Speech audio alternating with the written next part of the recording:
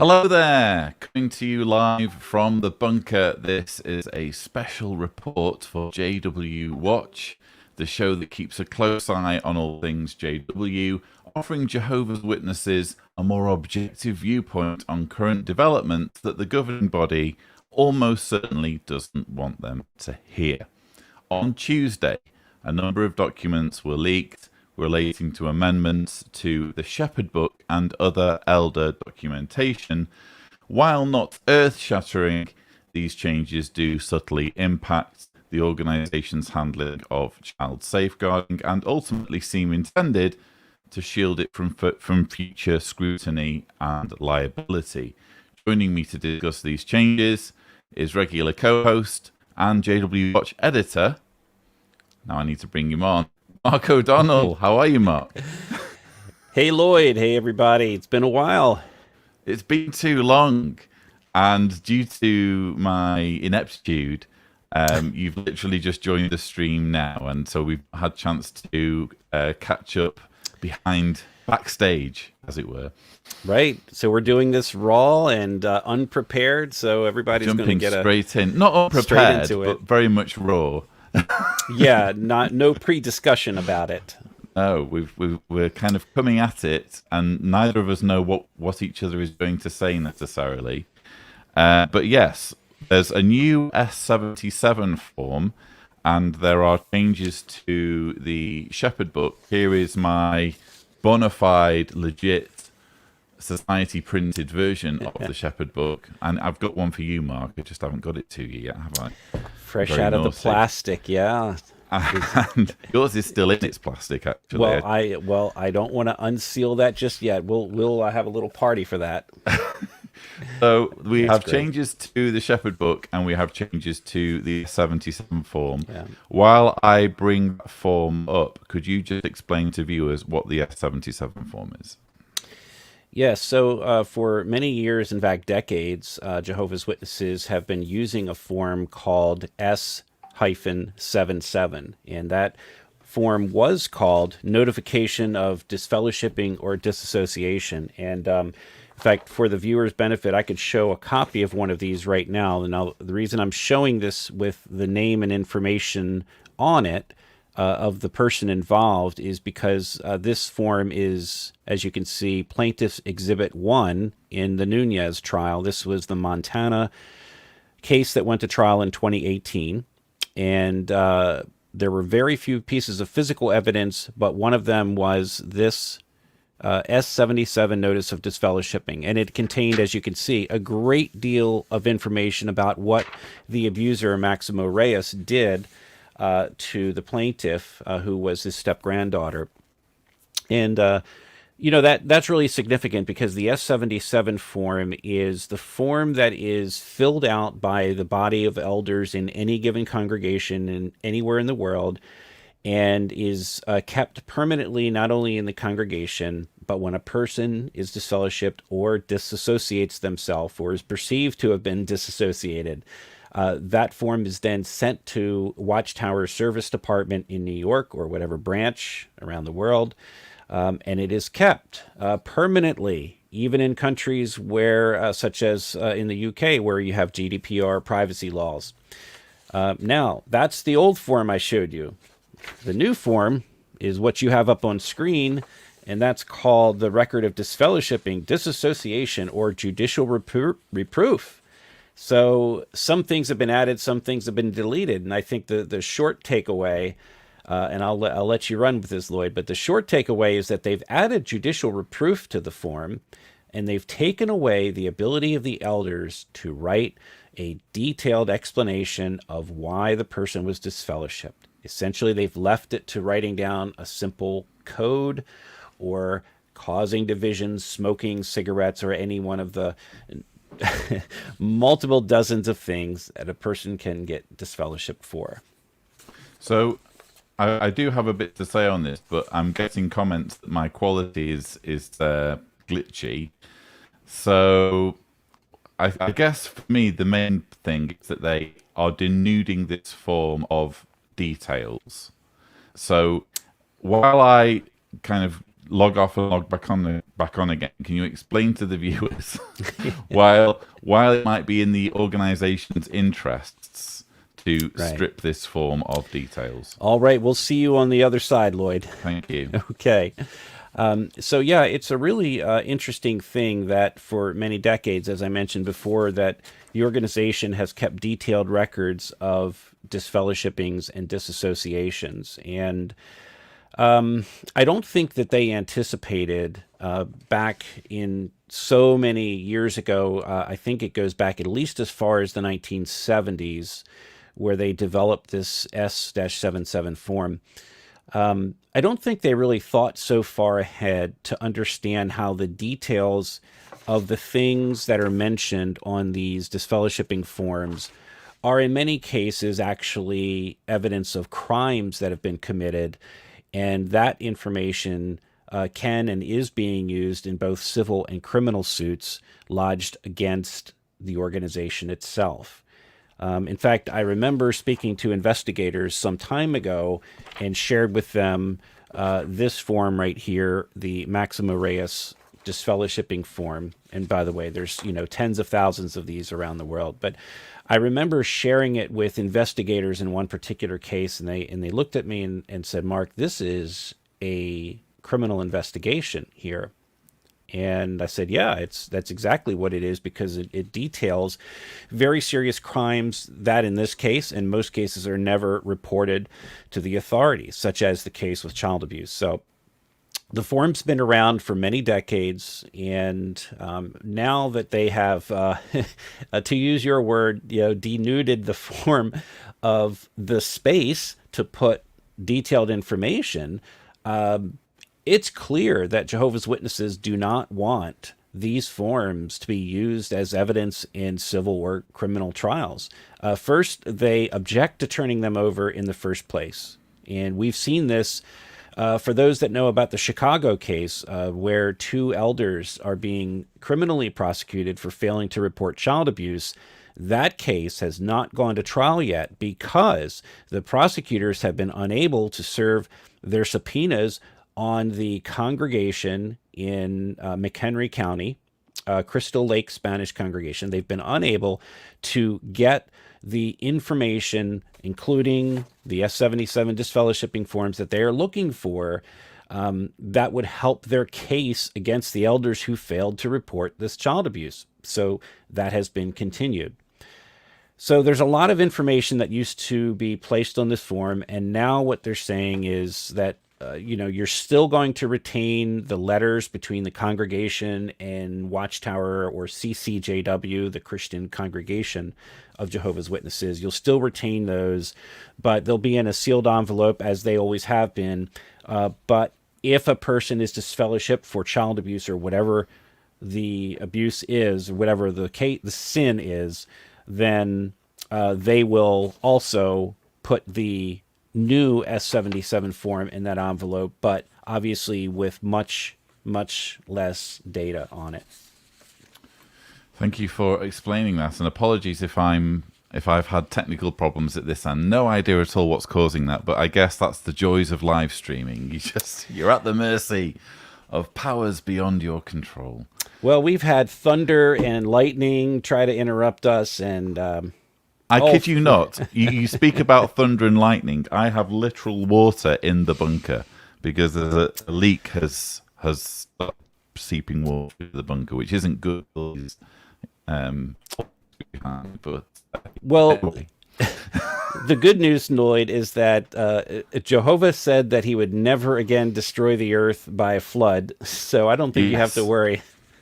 Yeah, at least rainbows are evidence that I'm not going to be killed in quite that way by Jehovah. So thank you for explaining that. Yeah, I guess my take on this S-77 form is that they realize how bad the data collection, that the database issue is for them. The fact that their form is denuded of details, kind of areas where they can fill in the details, doesn't mean they aren't still keeping details. The way I see it is there's just less of a paper trail now. So ultimately, the direction when it comes to child sex abuse is for elders to call the legal department. The legal department, during a phone call, can take down any amount of detail they want and record it on their screen. So it still goes on a file. It's just that now that the S-77 form has been simplified, it's no longer a document that can be kind of subpoenaed in lawsuits and can, cause the organization legal problems. Is that a fair summation? Well, I would only correct that by saying that they can still be and will still be subpoenaed in civil and criminal lawsuits. It's just that there will be less information, and it will be that much harder for prosecutors or plaintiffs to go after and know where to look for. Because one of the things that prosecutors have a difficult time with, in fact, recently I was discussing a case with prosecutors in California that are looking into obstruction of justice and I can't mention any details, but the fact that the elders have obstructed justice, just as they have in Chicago and in all the civil cases that I've seen, they don't always know what to ask for. If you know that the S-77 form contains all kinds of information like this one, then it's very easy to ask for that because the form has a name, you know what to ask for. But prosecutors have to be very careful, and also civil attorneys have to be very careful that they ask for the correct thing, because if they don't ask for it in quite the right detail, then the elders in the organization are not going to turn it over, or they'll find some loophole that says, oh, no, that's not what you asked for. So, the Watchtower is trying to avoid the smoking gun. And if you recall, we talked about the Nunez case. This S-77 form was the smoking gun. And the organization spent more than a year in Montana prior to the 2018 trial trying to suppress that form. And there was a massive battle that took place behind the scenes legally over releasing that form. And finally, Watchtower was forced by the court to turn it over. But they absolutely had refused to do that prior to the judge's ruling. And that's what's going on in Chicago and in numerous other cases right now, plus all the civil cases that are happening. So yeah, it's, they want to obfuscate as much as possible. They've written these new instructions in sort of a hazy format. I mean, when we get into the scriptural divorce section, I mean, it just makes my head spin, that it gives me a headache. And I can't imagine what the elders who have to adjudicate these cases within the congregation are dealing with, because look, we went from elders manuals that were like this in the 1940s and 50s, little tiny, that even the congregation could read. I'm impressed that you can remember that far back. I didn't realize, but yeah, that's interesting. And even amendments to the organization instructions. But they went from this, that's 1946, to what we have now, which you pointed out earlier. I mean, it's a novel. It's the War and Peace of Jehovah's Witnesses. Let me rephrase a little bit. Maybe subpoenaing documents was a clumsy way of putting it. They can very much subpoena whatever information they want in a lawsuit. Lawyers acting against or suing the organization. But at least when we're talking about the whole database issue, for me, the biggest smoking gun, the definitive. I mean, there's lots of lines of evidence for the existence of the database, but for me, it was the case up until literally Tuesday that I could say, there's a documented evidence in the Shepherd the Flock of God book that they're doing this, because look, in these paragraphs, it's talking about sending the S-77 form to the service department. The S-77 form is the form that has all the details on it, and they're literally admitting to having this kind of flow of correspondence in the Shepherd book itself. Now they've taken those indications out of the Shepherd book. So it's not that they're not still keeping a database, it's almost as though they've realized, this is kind of quite damning. We're admitting in our own Shepherd book that we're harvesting this data and recording it, let's remove it. Is there anything to that, do you think? I think that's one of the points I was going to make as well, is that they're so brazen, to use their word, they're so brazen and bold as to readily admit that they are indeed collecting this data, and that they've retained the instructions that this data must be submitted to the service department once a disassociation or disfellowshipping happens. And of course, they have also, in their latest elders manual and the addendums, have confirmed that yes, they are still collecting this data. And among other things, it's very clear that they don't want to lose control. When a person who is, let's say, an alleged or confirmed child abuser moves from Maryland to California, they don't want a person walking into that California congregation and those elders not knowing what's going on. That doesn't mean the congregation's going to be protected from a predator. It just means that the service department of Watchtower wants to know everything, where everyone is, and if someone goes into that congregation, they want to control what those elders are allowed to do, whether they're allowed to inform parents or not. And as you mentioned, it hasn't changed the data collection one bit. It's only confirmed that they're still collecting this data in the United States, in the UK, and everywhere they operate a branch office. It's frustrating in a way that the policy remains the same. They've just tightened things up a little bit to make it less obvious that they're doing this. And another area in which they've done this, of course, is in the area of Bible studies. And perhaps now it would be good to show some of these changes to the Shepherd Book. So we have here, let's see, a document summarizing the changes to the Shepherd Book. If I can bring it up on my screen so I know what we're looking at. That's the November 30th. November 30th announcement. Bear with me one moment. I'm going to close that down. There we are.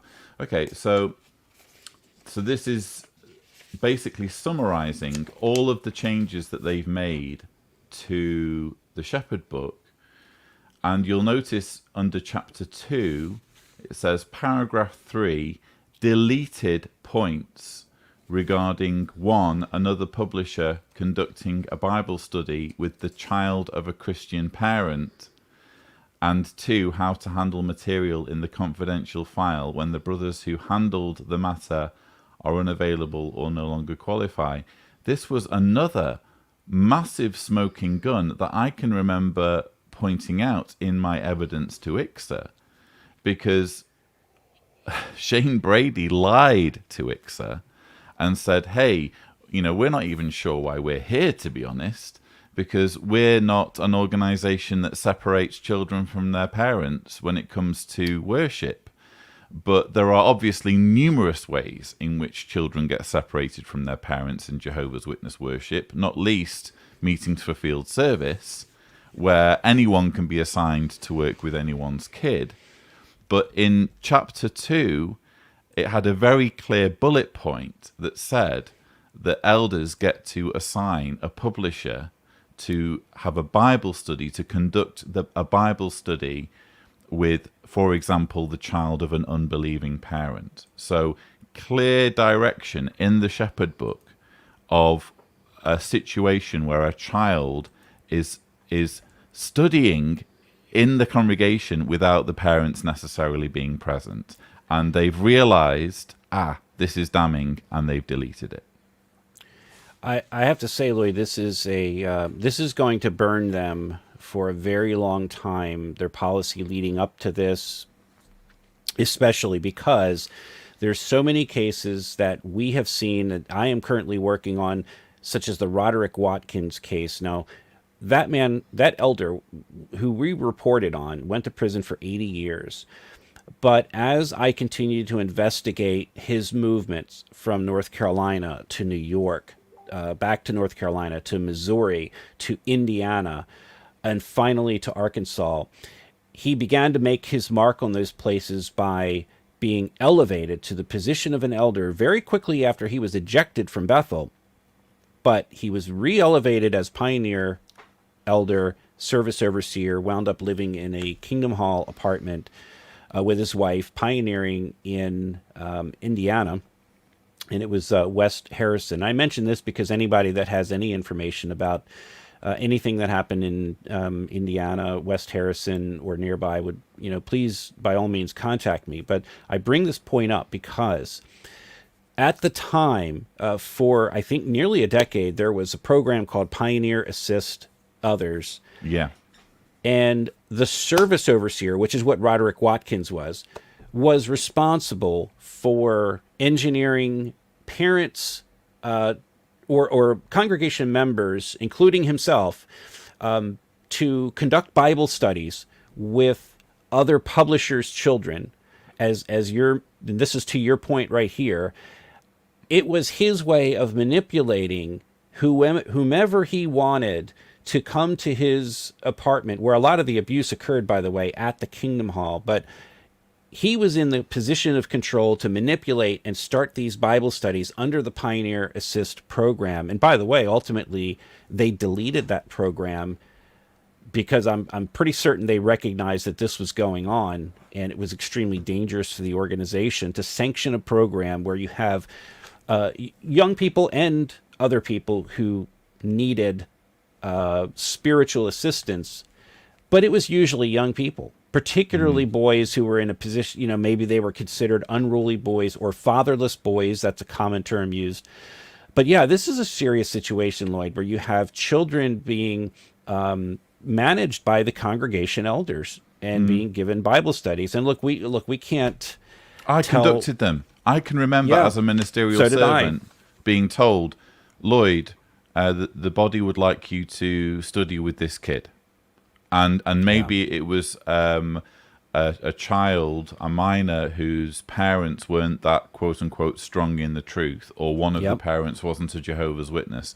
The actual wording that's now deleted, so let's pretend this never got printed in our Shepherd book. Point 3, which is the point that they're deleting, determining whether it is advisable for another publisher to conduct a Bible study with the child of a Christian parent.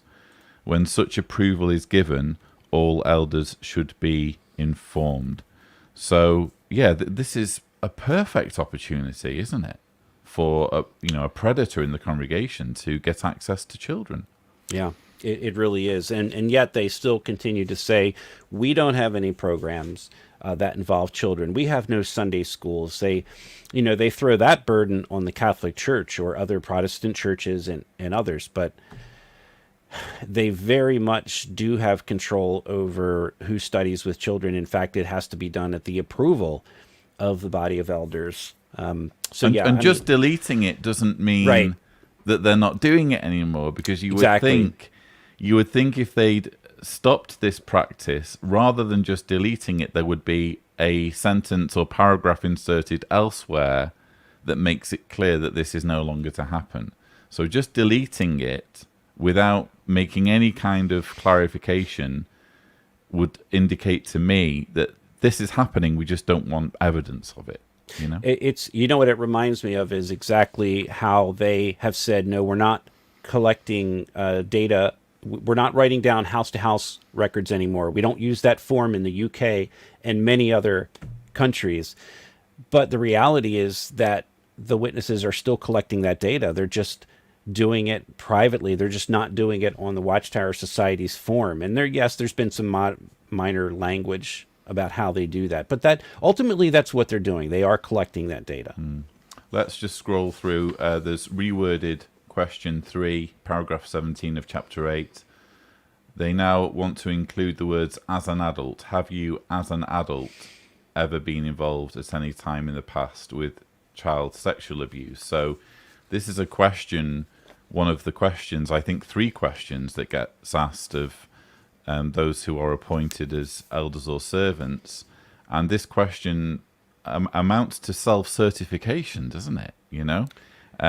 Who needs police checks and CPR checks when you can just ask someone, are you a sexual predator? Yeah. as an adult is apparently the key wording that needs to be included. But I'll go a step further on this, Lloyd, because look at the language and the way Watchtower has a way of writing it in the most, it's not direct. There's wiggle room in this language by the fact that it says, have you ever, as an adult, been involved at any time in the past with child sexual abuse? Well, what does involved mean? I mean, does it say, perpetrator? I mean, they use this term, and I mention this because it affects young people who may have just turned adult. This came up in the Roderick Watkins trial also in 2019. During the trial, one of the victims, a young lady, had testified that the reason her abuse ultimately was reported and she started remembering all the things that happened was because she signed up for a Watchtower facility as a temporary Bethelite down in Florida at that translation facility they have in Florida. So she wanted to volunteer there, and she did. So, but on the application, there was a statement, have you ever been involved at any time with child sexual abuse? Well, to her, what that meant was, now she knew she was not a perpetrator, but what it meant was she was involved with child sexual abuse as a victim. So because of that, this led to the uncovering of more information about her case. And ultimately, he was caught and sent to prison. But I guess I'm not really necessarily drawing a conclusion on this paragraph 17 reworded question. But, my point is that whenever you see child sexual abuse, if you're a victim, it affects you too, because it calls to mind all the things that may have happened to you in the past involving child sexual abuse. And in her case, she felt a great deal of guilt because this had happened. And many victims, especially young ones, feel the same way. This is my fault. I did this, or the abuser made him or her feel some level of guilt because of this. So that's why I mentioned that. Thank you. I'm wondering whether you can just sum up for us this change. You alluded to it earlier. So in fairness, you've set yourself up for this job. I always find it interesting when they release a new adjustment or new light, basically, and you're scratching your head thinking, yeah, but how is it really different? And they do sort of explain the difference, but it's a little bit of a hair-splitting exercise. I mean, maybe I haven't understood it correctly. I'm fascinated to know how you would sum up the changes that have been made regarding whether you are scripturally free or not when there is remarriage. So not only have they changed some minor wording about this issue in the new Elders Manual, but as of November 1st, which is when they released this new manual, they also released a 5-page announcements. They also released an addendum for the United States, which is the addendum to the Elders Manual. And let me just kind of go back just a quick second here so people know what was released on Tuesday. So there was the Shepherd the Flock manual, the thick manual, as you pointed out. And that's actually dated October. So I find it interesting that it took them a whole month to actually release it. Its publication date is, I guess, in the front of the book it says October, but they didn't release it until November 1st. I think they had to have time to put together an addendum, which they did, and it's a 16-page addendum, the one that we have for the United States. That's what we're looking at now, isn't it? Or is there another document? So how many pages is the document you have now? This one's 5 pages. So, right. So you should also have a 16-page document. Yeah. And that's the addendum. Now, the addendum is a lot more information, which supplements the Elders Manual. If you could locate that, you might see what I'm referring to here. So the manual is produced around October. Obviously, they've been working on it for a while. There's the addendum. So that's got like 15, 16 pages. And then what you were showing was 5 pages, which were part of the announcements for November 1st that go to all congregation elders. But in the announcements, I've rarely ever seen this done. They have a 2-page attachment. So what this is they have a summary of information that's not supposed to be released until, is it the April 2022 Watchtower? Oh, that's interesting. I didn't see that comment. I might have missed that. Okay. Yeah, I might have missed that. What I was taking note of here is, and I don't know if you have the 5-page announcements where you can pull up pages 4 and 5. I will. This addresses the question you're asking. And I know people. I'm not looking at the comments right now. I'm not sure what people are saying, but let me say that it has always been a very sensitive subject. How elders in the organization get involved with and handle what they call scriptural marriages or scriptural divorces in particular. So maybe for people that aren't aware of this, a couple that are Jehovah's Witnesses, for the sake of example, can get a divorce, but unless there is confirmed adultery, they don't get a scriptural divorce. And for many, many decades, it was impossible for the innocent party to get a scriptural divorce. And I'll give you an example of what happens all the time. So you have brother A married to sister, brother and sister A couple, and the marriage is just not working out. They're fighting all the time. They can't resolve things. And I'm just giving one example. They get a divorce. So the elders look at that and say, well, scripturally speaking, according to the Bible, there is no grounds for divorce other than adultery, or to death do us part, that ends the marriage. So what ends the marriage? Well, adultery obviously ends the marriage according to Jehovah's Witnesses' interpretation of the Bible. So if a couple just gets divorced for irreconcilable differences, that does not qualify for a scriptural divorce. So the elders always investigate that. And if one of those, or both, get remarried after getting a legal divorce, then they can and will be disfellowshipped for not having a scriptural divorce. Disfellowshipped or approved, I guess. Or approved for... If they're... So, and usually it's disfellowship because normally the elders investigate and say, well, this was premeditated. Because they planned on getting the divorce. And there's a million situations, but...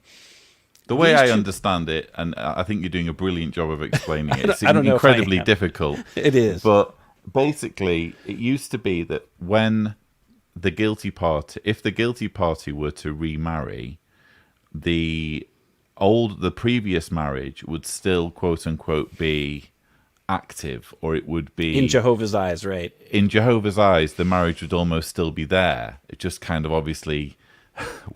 in a kind of Walking Dead zombie situation, a zombie marriage, but because obviously there's no one in it anymore.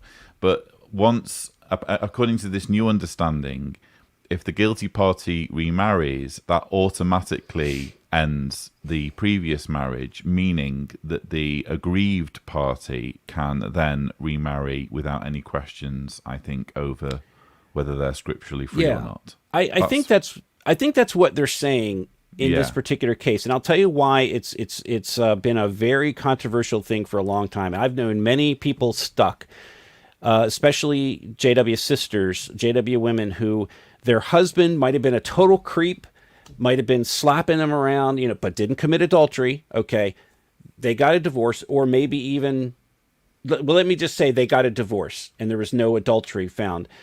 And let's say he might be disfellowshipped, might not be disfellowshipped, but the issue is that the innocent, usually it's the wife, but she would be stuck sometimes for decades, and she could not get married without getting disfellowshipped. Because once she got married, then, that would be viewed as adulterous, because in Jehovah's eyes, the original marriage still existed. So I think what they're doing here if you notice the question here, it says if a Christian divorces his wife without scriptural grounds and then marries another person, how does the congregation view the previous marriage and the new marriage? So if Well, you it look does at have a paragraph in the past. The congregation viewed the new marriage as adulterous as long as the innocent mate Right. was alive, remained unmarried, and was not guilty of sexual immorality. However, Jesus did not mention the innocent mate when he discussed divorce and remarriage. Rather, he explained that a man who obtains a divorce without a scriptural basis and then marries another commits adultery. In such a case, the divorce and remarriage, which Jesus equated with adultery, end the previous marriage. I guess they're no longer calling it an adulterous marriage then. Is that the difference? At the very least, I can say what they're trying to do here is to allow these quote unquote innocent sisters who are divorced from their spouses the ability to be free to remarry. I've known young sisters in their 20s who were stuck because the husband was not engaged. He was not dating anyone. He was not in a relationship. They couldn't catch him committing adultery. All of those things. And of course, this is what leads to a lot of the elder stalking. It happens all the time. Many of our friends of the show have gone on your show and told stories of how they had been stalked by elders from the other side of the country, shown up at their door and disfellowshipped the person, the male in that case, so that on the other side of the country, the innocent female, JW, could get on with her life and start dating again and not get disfellowshipped. I hope I'm explaining that right, but I think they're trying to address those cases where the innocent sister is not going to be stuck for the next 40 years of her life or forever if her husband does not commit adultery or get involved in a relationship. God, it's so complicated, isn't it? And it would be so, without wishing to state the obvious too much, I mean, all of this is kind of inevitable when you insert yourself in people's private lives to the extent that Watchtower demands. Things get very, very complicated when you give yourself power to control people's relationships. And that's not to say that, marriage shouldn't be taken seriously and the marital vow taken seriously. But this is an organization that says we'll decide, how people move on and whether they move on or not. And of course, this has the terrible consequence of putting spouses who are being abused in a situation where they feel like they can't move on. I'll tell you what else it does, Lloyd, too, is, as I mentioned before, the elders, and I've known this for decades, and I've known many elders who have done it, even my own body of elders. The elders are often charged with doing their own private investigations, following and chasing people. I mean, I could tell you dozens of cases, but that puts the elders in a terrible position where they have to go and stake out let's say a JW, maybe he's an ex-JW now. Maybe he left the religion. But what they will do is they will stake out a person's house so that they can wait and see if they go in there with another person overnight. And you and I both know the policy on that. If, two people are in an apartment or a house for more than a certain period of time, and they're known to be connected in some form of a relationship, then that would be grounds for disfellowshipping. And they do that so that they can free the quote-unquote innocent spouse. And I'll bet you this was a topic of hot debate among the governing body, probably for decades. And they probably said, look, the circuit overseers have reported that these elders are doing too much private investigation, chasing down especially brothers or sisters. I've known it to go both ways, in order to get the other person who may not even live in the area a scriptural divorce so that they can move on with their life. It's put these elders in a position that they're supposed to be shepherds of the flock, not stalkers and private investigators. If it's okay, we'll go to a viewer invasion shortly. Let's put the ticket. Yeah, I'd love to hear what people are thinking. I know that Yeah. some have not read these because I don't know if they've been published anywhere or not. I know they're circulating quite a bit. Yeah, it'd be interesting to get the viewer's take on what we're considering. So producer Bob will now drop a link in the live chat. But before we do that, I just want to drag you back to this this document. Is it the addendum or the announcements for chapter 14, which is the notorious child abuse chapter? It says for paragraph 18. Inserted direction that 1. Victims of child sexual abuse who are now adults may decide to make their allegation in the presence of the alleged abuser. Victims of child sexual abuse can be accompanied by a confidant of either gender when presenting their accusation to the elders. And 3. Victims of child sexual abuse may submit their accusation in the form of a written statement. I guess my concern here, Mark, is with point 1, is you can easily see a situation where an elder recommends that.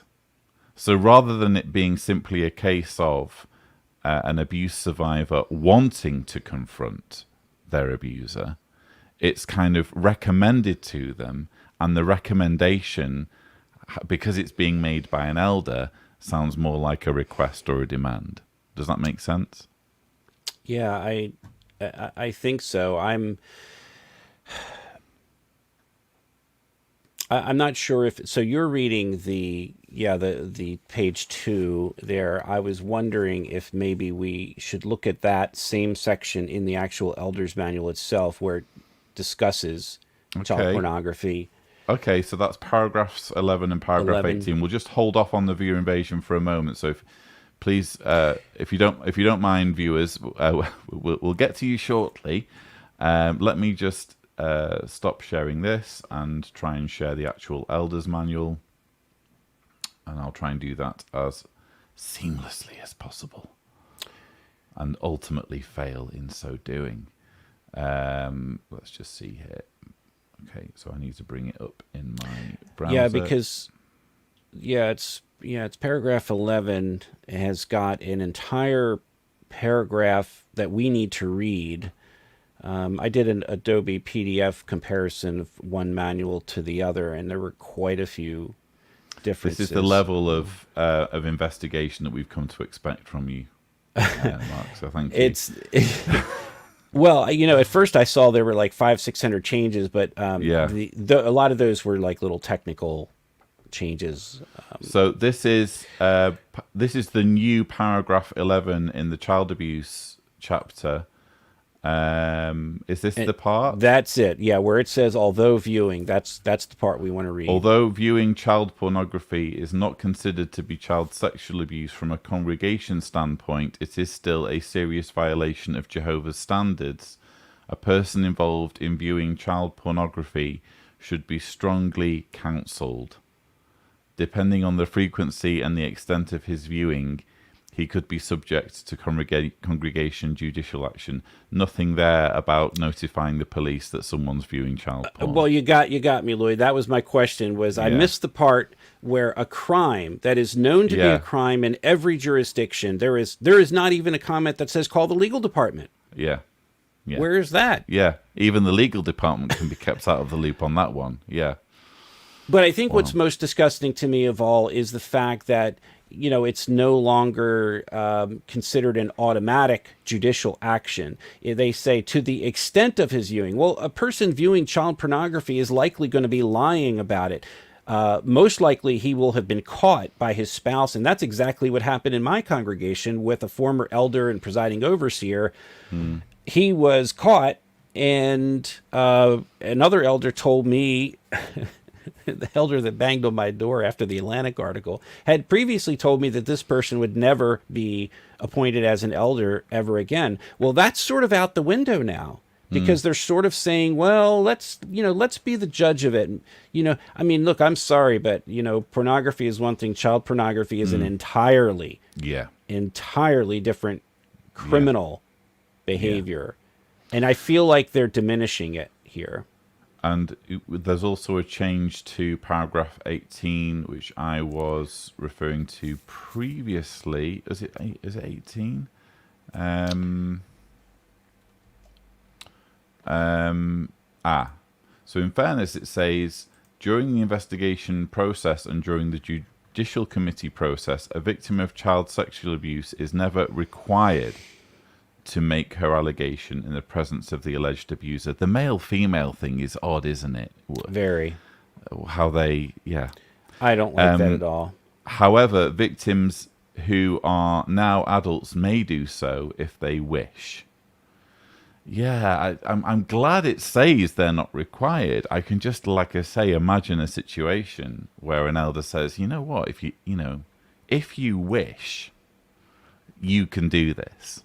And that ends up being interpreted, because it's come from an elder, as, oh, I need to do this to make my elders happy, you know? Yeah, I'm looking for my notes on that. There were a few things I noted from chapter 14, along with what you just mentioned, that I felt were really. One of them was, I've taken some screenshots of it here, but it looks like, is it paragraph 3? I don't really like this statement. I don't know where they're getting it from. At the end, it says, while most victims are girls. Paragraph 3 in the child abuse chapter. In the chapter 14, yes. Okay. Yep. I'm switching back and forth here, so let me see what you have on the screen. I've got it highlighted there for you now. That's it. So while most victims are girls, many boys are abused as well. Although most abusers are men, some women also abuse children. I don't like that one bit, because I've found what's the need for this? Right. What's the need for this particular? It's superfluous speculation, isn't it? Right. What do these uneducated elders, what are they going to do with that information? I remember meeting with Baltimore County, the detective in charge of all child abuse here. We had like a 3-hour meeting involving one case, and he quizzed me on some things. And he said to me near the end of the interview, he said, Mark, I want to ask you, are most of the child abusers within the Jehovah's Witnesses female?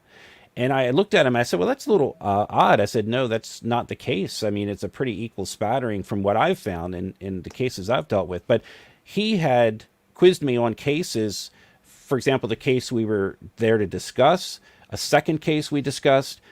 We also discussed the Fessler trial. That was a female abuser.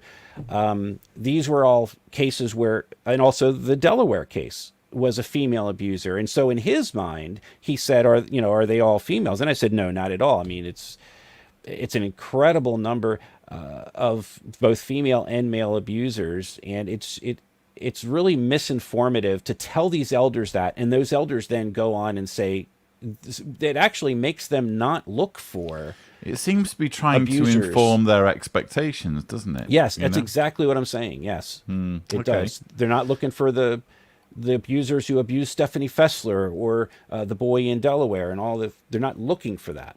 Well, thank you for pointing that out. We could probably go down a real rabbit hole if we were to go through all of the changes to the Shepherd Book, but I feel like we've hit on kind of some of the major points, albeit we floundered a little bit with the scripturally free thing. Maybe we'll need to revisit that in a future video. But let's now do our viewer invasion, and we welcome to the channel Andrea Souza. Hello, Andrea. Hi, Lloyd. How are you guys? Hi. Not bad. Thanks for joining us. What do you think of the changes? Well, disgusting, I think, is the word. As a child, survived myself. It's terrible to see how these organizations actually not concerned with children's safety at all. They're just worried and concerned about save their own asses. Basically, that's the thing. And it really makes me angry and sad to see so clear now that they are changing things in order to protect themselves, and they still don't do the very basic, is go to the police and report. That's all we want, It's so frustrating. It's so frustrating. Well, unfortunately. we had part of the announcements involved the media and the fact that they said, make sure you go to the local police station and have a good relationship. Send at least two JWs, maybe they're elders, maybe they're ministerial servants, but have a good relationship with local law enforcement. Meanwhile, they are not reporting known cases of child sexual abuse to the police. So how is it that they're going to have a good relationship with the police? For example, in Chicago, And the this was all about the protection two, of property, wasn't it? To right. protect against vandalism and that kind of thing. I think in that case, they spoke of it very generally, like have a good Right. relationship with, but we know that that's what it's about, protecting their own assets, their property. But how is it that they would be protecting children? And as I mentioned before, in Chicago, these, prosecutors have arrested two elders and released on recognizance. But how would they then be considered to have a good relationship with law enforcement when they've now got criminal charges pending for not reporting? Yeah. Well, we wholeheartedly agree with your sentiments, Andrea. This is an organization that covers its own ass rather than looking out for the interests of children. So we Yeah, share and sympathize with your sentiments. it is terrible. And I mean, I really wanted to ask Jehovah Witnesses now, how can you guys still defend this organization? It's clear that there is no anything about God, the love, whatever in that place. So it's really sad. And thank you guys for the good work and for sharing this information with us. Thank you very much. Thank you. Thank Thank you. you so much, Andrea. Take care. You too. Bye. Bye. Yeah. Couldn't agree more with those sentiments. Yeah. We now welcome to the channel Furiosa. How are you, Furiosa? Oh, hello. Can you hear me How's okay? it going? Yeah, I can hear you. The Yeah. star of our last Fury invasion. The comments were lovely. So what do you think of what we've been discussing? First of all, Mark, explaining the unexplicable. Good job. It seems to be like they're gathering so much paperwork to kind of drown out the real important things. It's like flinging a whole stack of things on the table so that you've got to sift through. So they're really covering their own backs with this. And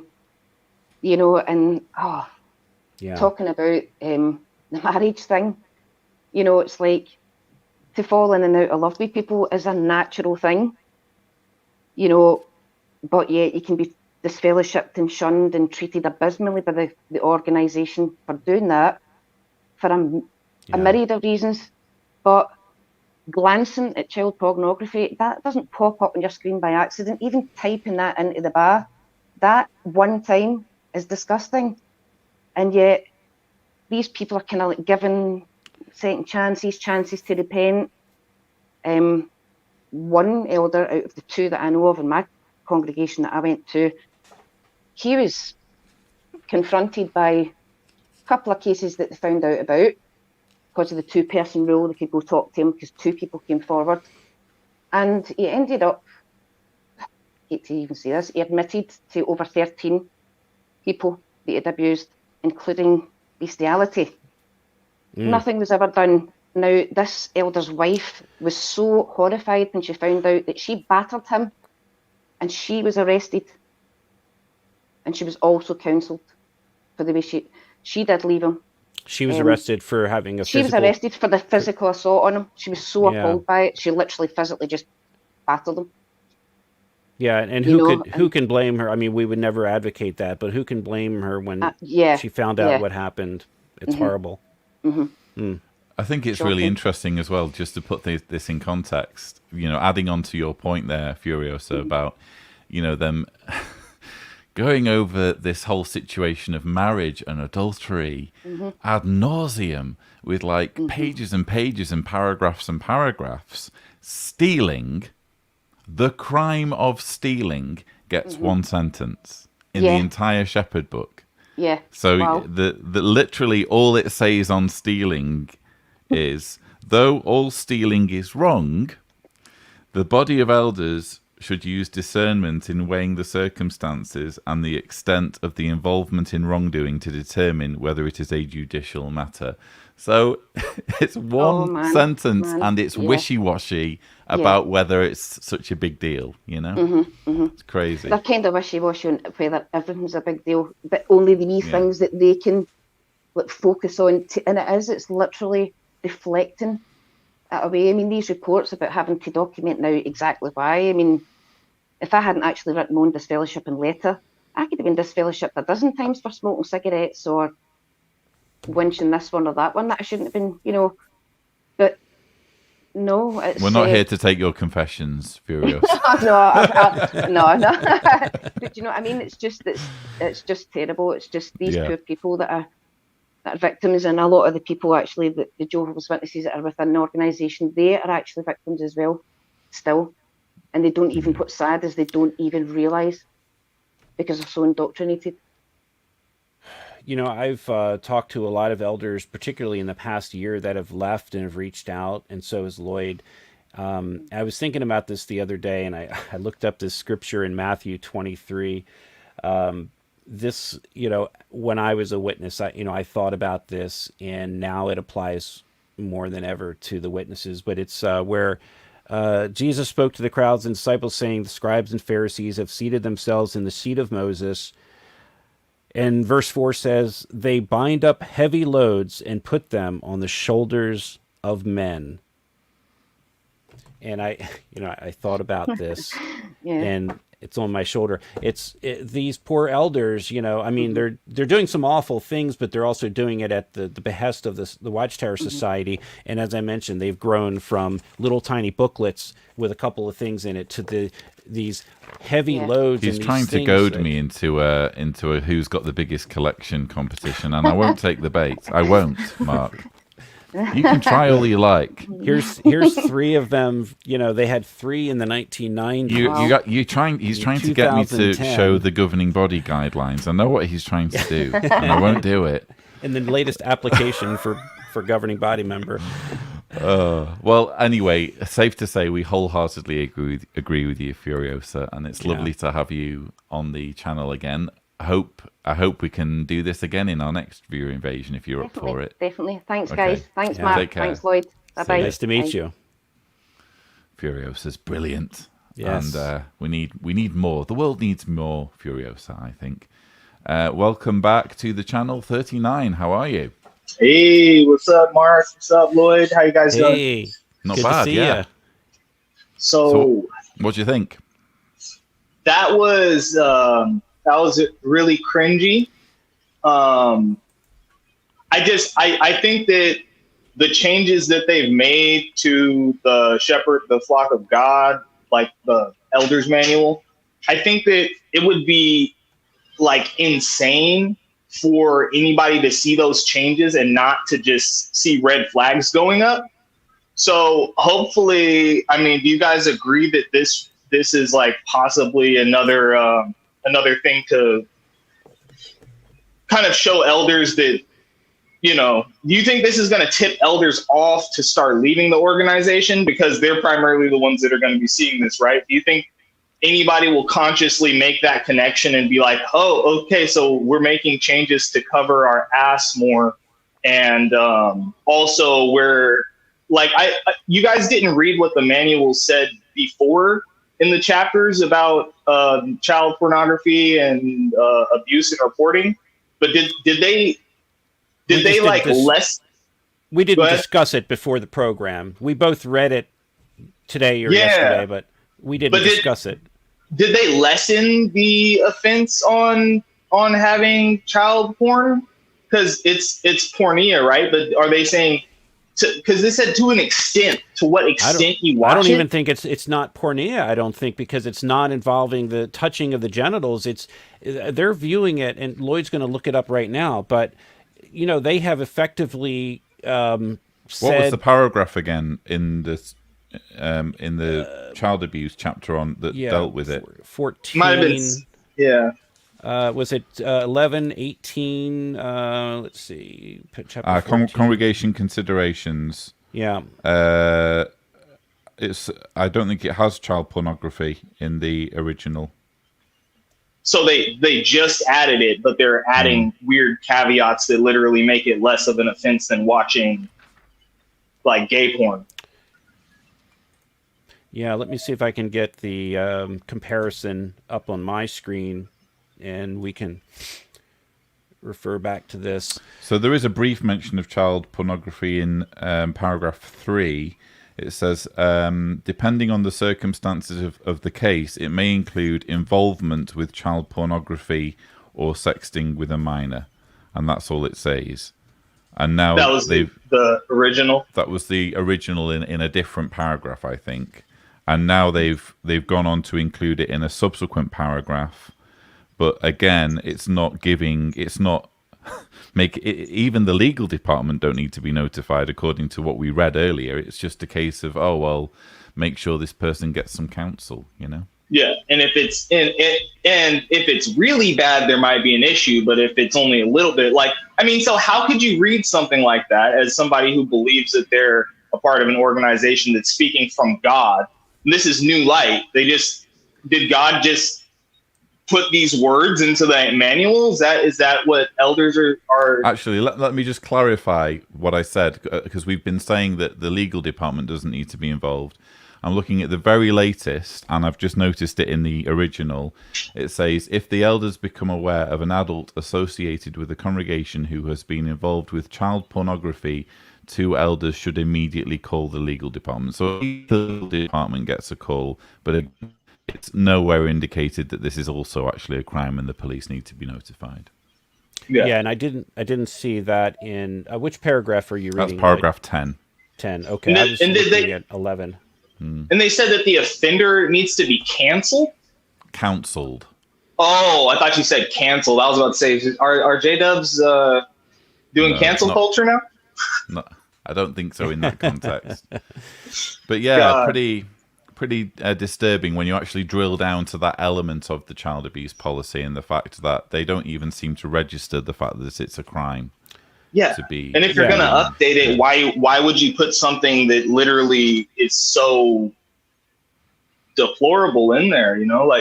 What is that? So, well, yeah, and let me make sure that we understand this paragraph, because we read it, but I want to emphasize what they're saying here. This is the new paragraph. It says, although viewing child pornography is not considered to be child sexual abuse from a congregation standpoint, it is still a serious violation of Jehovah's standards. A person involved in viewing child pornography should be strongly counseled. It does not say that they should automatically be involved in a judicial committee, which could result in disfellowshipping. It goes on to say, depending on the frequency and extent of his viewing, he could be subject to congregation judicial action. So this is very significant wording here. Because it is the elders that are determining the frequency and extent of his viewing. So normally how it's going to happen is a person gets caught. Maybe it's by his spouse or a child or someone else gets caught. The elders confront him about it. And he says, oh, it was a one-time thing. I never looked at it again. Of course he's going to lie. So that means that they're not automatically going to issue a judicial or have a judicial committee and possibly disfellowship this person, because he's going to downplay it, or she, but he's going to downplay it. This is it again. The last part says he could be subject to judicial action. It should be an automatic thing. Yeah. That a person that obviously it should automatically be a call to the police. We don't have that. We do have, Lloyd found the statement where they call the legal department, but they're opening the door to not necessarily having a judicial hearing for someone that was found with child pornography. And I'll tell you why that's significant, because we have a lot of civil cases. They don't want this in writing. If there's reproof or disfellowshipping, they don't want it in writing because it ends up killing them in civil cases. I'm working on a case right now which involves someone who was ejected from Bethel for child pornography, for having a lot of child pornography. That person went on to abuse the victim that I'm helping and a number of others. the society does not want to heighten their investigation to the point where it creates this paper trail. They're trying to say, hey, if we can kind of subdue this, if the person says it's a one-time thing, we can kind of handle it internally. Nobody really we don't have to make a big congregation deal about it. It's all to protect the organization. Yeah, so they essentially just, we're not going to disfellowship you because then we would have to write a record of it. And then, we're not going to call the police, but we'll have that record. So since we'll have that record, then we'll be even more liable. It's in all likelihood because a lot of people, not everyone, but that are involved in child pornography have a very serious sickness. Many of them do go on to abuse children or involve children in some form of child pornography. There's a lot of sick stuff going on right now. It's actually a bit of a rabbit hole to go down, the whole rules on pornography, because you can view heterosexual pornography to your heart's content and not get into any serious trouble. But is watching gay porn a disfellowshipping? No, hang on a minute. I'll get to it. I'll get to that. So if you look at chapter 13, there's an entire chapter on pornography, and as I said earlier, just a single sentence on the crime of stealing. Yeah. And in point 6 in the chapter on pornography, it ends with a Christian who persists in viewing non-abhorrent forms of pornography cannot be considered as exemplary and thus does not qualify for special privileges in the congregation. Non-abhorrent basically just means heterosexual. Guess what is lumped in when it comes to abhorrent forms of pornography? Homosexual pornography and child abuse, child pornography. So they are equating homosexual pornography with child porn in the pornography section. Yeah. Well, didn't they have that watchtower to where, was it Tony Morris who was the birds and the chickens thing? He was trying to say, the birds and the chickens and the chickens and the hawks. Yeah. And talking about how, essentially it's the gay community that's responsible for it, not us. We don't have anything to do with it. And really dangerous, perpetuating a really dangerous stereotype of gay people being involved in child abuse. So, yeah, for sure. Well, thank you so much, 39. We've really battled on this issue of porn, haven't we? But all the interesting stuff that we've brought to light, and I really appreciate you sharing your thoughts, as always. Oh, no problem. Yeah, great being on again. It's been a while. My beard got even more apostate, so. It's significantly more bushy, and if we meet in person, I'd like to give it a bit of a rummage. But hey, anytime you're in Seattle, we stop by. I can give your beard a rummage. Okay. Yeah, you can get my beard a rummage. We'll get some beer and smoke a joint or something. Let's do it. I'd like to see Lloyd in some dreads. What do you think? Anyway, I think look, you can pull it off, bro. You should get dreads in the beard, a Captain Jack Sparrow kind of thing. You know what I mean? Anywho, thank you so much. Take care. Mark, what are you doing leading my guests astray? With all of these comments about I think he's already done that himself. Nice guy. We'll conclude with our final guest, and then we'll close the lines. Welcome, Sharon. How are you? Hello. How's it going? Otherwise known as Upside Down Lady. You've had issues with gravity in the past, as I recall. I turned it on earlier, and it seems to be working this time. It's working. Now. Excellent. Also, the sound's working properly. The picture's working properly. Hey, I'm in clover. Absolutely. It must be Jehovah's hand. It must be. I mean, what kind of... How else can we explain this? So, what did you think of what we've been discussing? Well, to tell you the truth, this organization has got to be pushing the self-destruct button. It must be. Well put. It can't go on like this. Even if Tony Morris and co want to, make the most ridiculous and evil kind of concoction possible, it just won't last. It's got to go bang eventually, surely. Don't you think? Yeah, I sort of agree with you, but at the same time, and I've been saving this comment, I find all of these changes infuriating because it's essentially, well, we've said it's the organization covering itself, and in a way responding to criticisms that I personally have leveled. I mean, I'm not saying they're responding to me personally, but how you can imagine how infuriating it is for me to point out before ICSA, in my evidence to ICSA, they are lying about the extent to which they involve children in worship, and here's an example in their shepherd book. And they're allowed to get away with lying to ICSA. The ICSA investigation concludes with little more than a slapped wrist for the organisation over the two-witness rule.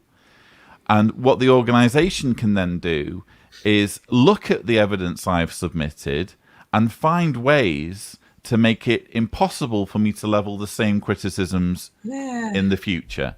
So just quietly, actually, that's a good point. We'll get rid of that damning sentence about arranging Bible studies, and we'll make sure that that can never be leveled against us in the future, now that we've got off scot-free from this ICSA investigation. You can imagine how infuriating that is. Oh, yeah. I mean, you must be flipping really riled up about it, because basically they're taking your lead in improving themselves on the back of your criticism. And they've made it that little bit more complicated to hold them to account. We still can hold them to account, and will hold them to account. Again, nothing's really changed. It's just that they're being less transparent about how they do things. Nothing stops from that point of view, but you can imagine how infuriating it is that they're stealing this opportunity, or the opportunity afforded by ICSA, to implement changes without being held accountable for the way things were previously, and without being held accountable for lying, Oh, but someone's got to eventually hold them accountable, and they can't wriggle out of it forever, surely. Well, you would hope not, but as I keep saying it, and maybe you agree, Mark, it just feels like we're living at the wrong point in history, because we have an organisation that's somehow able to get away with keeping thousands of records on child abuse, and the FBI isn't interested in banging down the door. I think maybe 50 years from now, maybe after you and I are long gone, whoever is going to be looking back on this, and they're going to be for future saying, generations to see the results. How did this? How did this ever happen? How did this? And it's just a mountain, because as the organization now, I don't know if the membership is going to start taking a nosedive soon. It seems that they are losing, even though they say we're expanding, expansion by contraction. But they've got 8 million, and we know that. How strong these are as witnesses, it's hard to say, but I think a lot of this is watering down. It's really burdening these elders, as like I mentioned that scripture before, and in the context of people who believe in Christianity from that standpoint, it is placing a burden upon these, like the Pharisees. I think they're going to look back on this and say, how did it grow from this to like these manuals and these service departments? And it takes a lot. It takes an incredible amount of secrecy producing these manuals. The service department's got several hundred members in New York alone.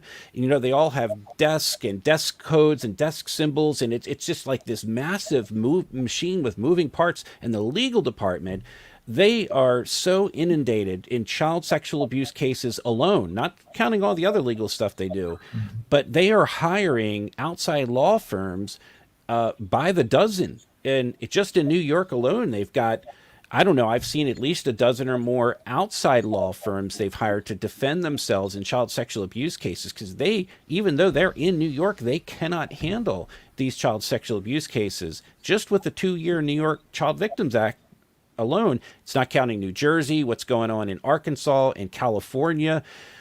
It's costing them millions and millions just in retainer fees to retain these, not counting the payouts. So it's taking its toll to the point where this year we saw Watchtower put out another letter, I think it was earlier in the year, that says if you're an attorney familiar with civil litigation, trial attorney, whatever, we need your help. They just don't have enough. So it's sort of like they're inadvertently pushing the self-destruct button. And you like to think as well that there's going to be something of a revolving door. you know, to some degree in their legal department. I'm sure you will always have your Shane Bradys who can stand in front of ICSA or whatever and just tell barefaced lies and Yes. not have a bad conscience about it. But if you're a remotely upright, sincere, honest, reasonable person, it's going to wear you down, isn't it? Working in the legal department. How do they get away with lying, barefaced lying, to an independent committee like that, and nobody says anything about it? Because we're living again at the wrong period in history, and as we just said, as Mark kind of alluded to, we're probably not the generation of ex-Jehovah's Witness activists that will see all of this fixed. But it's one of those generational, intergenerational struggles where we just all do our bit, and we hope that we can pass the baton on to the next generation. Each generation is standing on the shoulder of giants who went before. If we all do our part, maybe, just maybe, future generations will see all of this get sorted. But even when that glorious day comes, nothing will ever fix the misery and abuse and harm that's being done now and will be done until this gets fixed. Way to go. Let's hope we can get them in the end. Absolutely. Thank you so much, Sharon. Thanks for joining us. I'd just like to say to you, to Mark, to everyone else, Merry Christmas. Merry Christmas. Thank you so much. To you as well, Sharon. Thank you so much. Thank you, Mark. Cheers. Take care, Cheers. Sharon. I went on a bit of a rant there, Mark. Apologies. Good for you. But, Good for you, Lloyd. yeah. Well, so did I. So we'll have a rant battle one day. Yeah, a rant battle and a collection battle. We still need to sort that out. Yeah, I mean, I agree with you. I mean, we are at a point in history where you and I probably won't see the end of Jehovah's Witnesses as an institution, but at least we're seeing the beginning of it as as I mentioned, just yesterday, a law enforcement agency contacted me regarding obstruction of justice in a case that I had it wasn't even on my radar. And these organizations, the police departments, they don't really want to go up against a religion, but they are realizing that justice is being obstructed. And what's interesting is like one little thing, and how recently both of us have been contacted by media representatives from all over, including the BBC and many other. Well, they're putting the pieces together. They're looking at, what you did in ICSA, and the Atlantic article and the documentaries that have come out and that will come out, of course, too, with Truth About the Truth. And we have the Vice, we have Trey Bundy's documentary. They're all little bits of the pieces of the puzzle that, the Watchtower can only hold the media off for so long. And that brings me to those, I kind of alluded to it yesterday. I don't know if you want it on screen or not, but there is that section about how to deal with the media in, was it the 5-page announcements, Lloyd, or was it? Tell you what, can I make a recommendation? Because I'm hoping to wrap this up.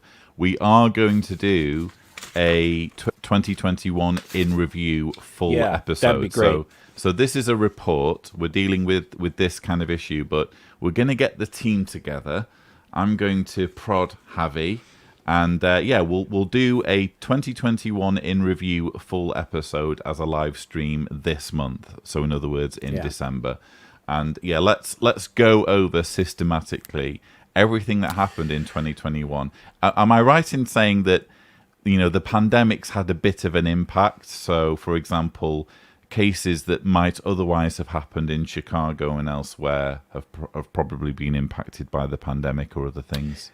Oh, it's for example, it has slowed down the investigation of the Palmer Leaks case, which I believe is now in the hands of the district attorney up in Maine. So we'll find out at some point what happens. It's impacted the Chicago case along with the Jehovah's Witness obstruction of justice in that with not turning over documents. It has impacted the grand jury investigation in Pennsylvania, although I understand they're still in the case. It's still under investigation. It could be a year or two or more since when we get a report on that. But 2021 is a little bit slower, but that probably means there's going to be a year coming up, 2022 or 2023, where it all goes down and we'll be struggling to keep up then. But listen, Mark, I really appreciate you joining for this show and sharing your knowledge, your insight and your studious approach to these things. Thank you so much for weighing in there. You're welcome, Lloyd. So viewers, I hope you've enjoyed this show. Don't forget that you can watch similar videos and live streams by subscribing to the Lloyd Evans channel. But that's all we have time for. Thank you so much for watching. Take care, everyone.